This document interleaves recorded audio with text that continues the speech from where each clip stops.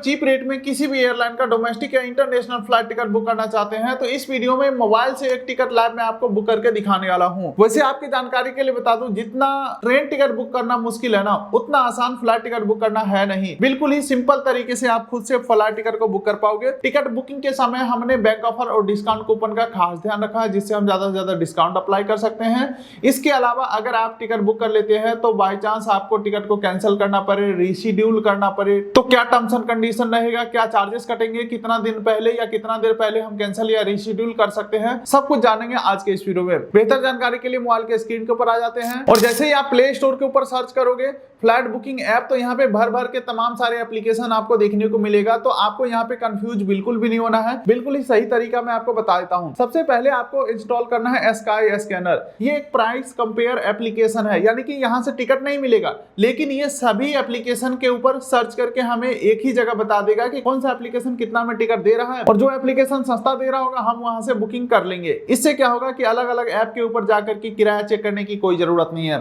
Application install कर लेते हैं। कुल मिलाकर के यहाँ पे हमें सिर्फ फ्लाइट को सर्च करना है, बुकिंग कहीं और से ही करना है। चलो यहाँ पे फ्लाइट के ऊपर क्लिक करना है। अब उसके बाद यहाँ पे वन वे सेलेक्ट करेंगे और फिर यहाँ पे बोला जा रहा है कहां से कहां तक का टिकट चाहिए, दोनों एयरपोर्ट का नाम डाल दो। तो मुझे चाहिए टिकट दिल्ली से पटना का, तो यहाँ पे मैं डाल देता हूँ दिल्ली, और ये आ गया इंदिरा गांधी इंटरनेशनल एयरपोर्ट दिल्ली से मैं सेलेक्ट करता हूँ। आप पूछ रहा है जाना कहाँ है, तो जाना है दोस्तों मुझे पटना, तो यहाँ पे मैं डाल देता हूँ पटना। ठीक है, पटना हमने सेलेक्ट कर लिया। अब पूछ रहा है किस डेट में आपको यात्रा करना है, तो इसके ऊपर हम क्लिक करेंगे, कैलेंडर में से डेट सेलेक्ट करेंगे। हालांकि दोस्तों नोटिस करोगे आप तो हर एक डेट के नीचे एक प्राइस मेंशन है, और इस प्राइस का मतलब होता है कि इस डेट में सबसे सस्ता टिकट इतने रुपए का मिल सकता है, महंगा तो कोई भी अमाउंट हो सकता है। चलिए, तो फिलहाल मुझे टिकट चाहिए 24 मई को, तो 24 मई मैं यहाँ पे सेलेक्ट कर लेता हूँ और यहाँ पे डन के ऊपर यानी कि कंटिन्यू के ऊपर हम क्लिक करते हैं। अब पूछ रहा है कितने ट्रेवलर हो।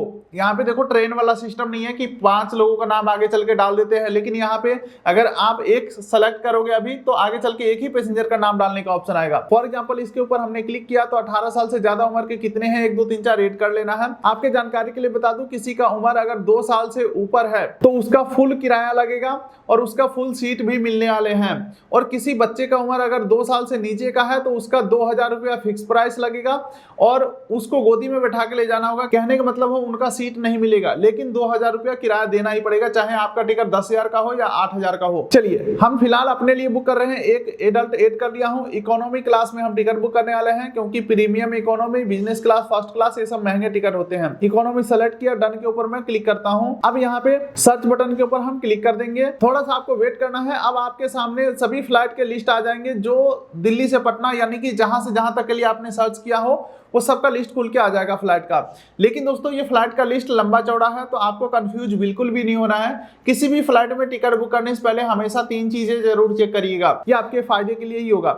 सबसे पहले आपको चेक करना है कि फ्लाइट कितना देर में पहुंचा रहा है। यहाँ पे देख सकते हैं डायरेक्ट फ्लाइट है, 1 घंटा 40 मिनट में पहुंचा रहा है। दूसरा फ्लाइट 1 घंटा 40 मिनट में, ये भी डायरेक्ट फ्लाइट है। अच्छा, अब दूसरा चीज आपको ये चेक करना है कि कितने बजे पिकअप है और कितने बजे ड्रॉप है। भाई इतना पैसा लगा करके जा रहे हो तो आपके अकॉर्डिंग टाइमिंग तो परफेक्ट होने चाहिए, तो टाइमिंग का जरूर से ध्यान रखना है। और अगर आप पहली हवाई यात्रा कर रहे हैं तो आपके जानकारी के लिए बता दूं, अगर यहाँ पे 6:20 AM लिखा हुआ है तो हमें अपने माइंड में ये सोचना होगा कि क्या मैं 4:20 में एयरपोर्ट के ऊपर पहुंच पाऊंगा, क्योंकि डोमेस्टिक एयरपोर्ट के ऊपर 2 घंटा पहले पहुंचना होता है। ऐसा इसलिए दोस्तों क्योंकि टर्मिनल बिल्डिंग के अंदर एंट्री करने से पहले CISF का स्टाफ आपका ID प्रूफ और टिकट चेक करते हैं, फिर एंट्री होता है। उसके बाद आप बैगेज जमा कराते हो, फिर सिक्योरिटी चेक इन होता है, फिर आप बोर्डिंग गेट तक पैदल जाते हो, और बोर्डिंग गेट यानी कि फ्लाइट का गेट, फ्लाइट उड़ने से 25 मिनट पहले फ्लाइट का गेट ही बंद हो जाता है, यानी कि टोटल आपके पास है 1.5 घंटा। और ये 1.5 घंटे में इतने सारे जो प्रोसेस बताया हूं लगभग इसमें लग ही जाते हैं इतना समय, और अगर इतना ना भी लगे तो 10-20 मिनट ही एक्स्ट्रा बचते हैं। तो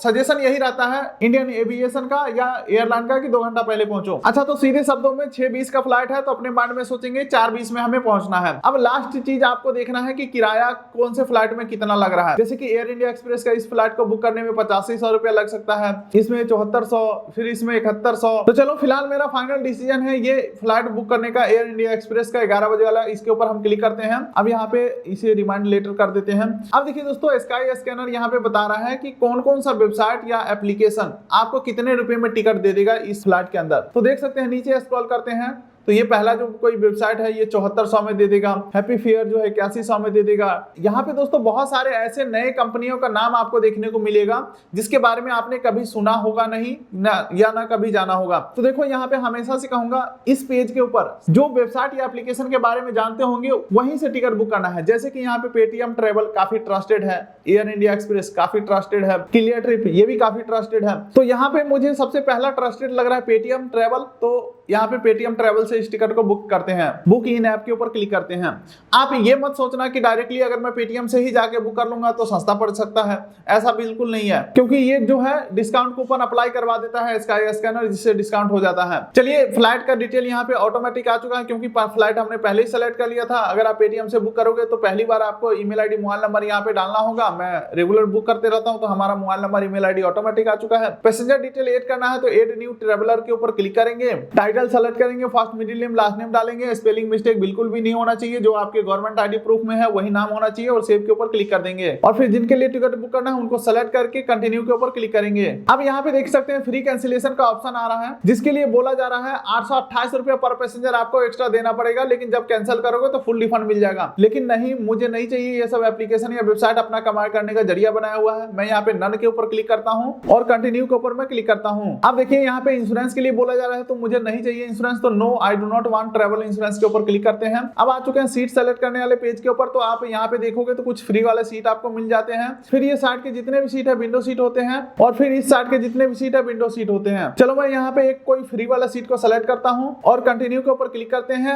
अब यहाँ पे खाना पीना अगर आपको फ्लाइट में चाहिए तो बुक कर सकते हैं, मुझे नहीं चाहिए तो कंटिन्यू करते हैं। अब यहाँ पे सारा डिटेल को वेरीफाई कर लेना है, कंटिन्यू के ऊपर क्लिक करना है। अब यहाँ पे प्रोसीड टू पे के ऊपर क्लिक करेंगे और किसी भी एक माध्यम से पेमेंट को करेंगे कंफर्म। और जैसे ही हम पेमेंट कंफर्म करते हैं हमारा बुकिंग सक्सेसफुल हो जाता है। बुकिंग डिटेल जो है हमारे मोबाइल नंबर ईमेल आईडी के ऊपर भेज दिया जाता है। टिकट यहीं से हम डाउनलोड कर सकते हैं। डाउनलोड टिकट के ऊपर क्लिक करेंगे, सेव के ऊपर क्लिक करेंगे। हमारे डिवाइस में इस प्रकार से टिकट हो जाते हैं डाउनलोड, जो कि टिकट के अंदर सबसे मेन होता है दोस्तों पीएनआर नंबर, और इसी पीएनआर नंबर से वेब चेक इन होगा, वहीं से बोर्डिंग पास डाउनलोड होगा। तो अब आगे का प्रोसेस यही रहता है कि वेब चेक इन करो, बोर्डिंग पास डाउनलोड करो, फिर यात्रा करो। तो पहली हवाई यात्रा कैसे करना है इसके ऊपर ऑलरेडी मैं वीडियोस बना चुका हूं। फिलहाल ये वीडियो आपको पसंद आया होगा तो वीडियो कर दिए लाइक, चैनल कर दिए सब्सक्राइब, ताकि मिलेंगे ऐसे ही किसी अगले वीडियो में। तब तक के लिए नमस्कार।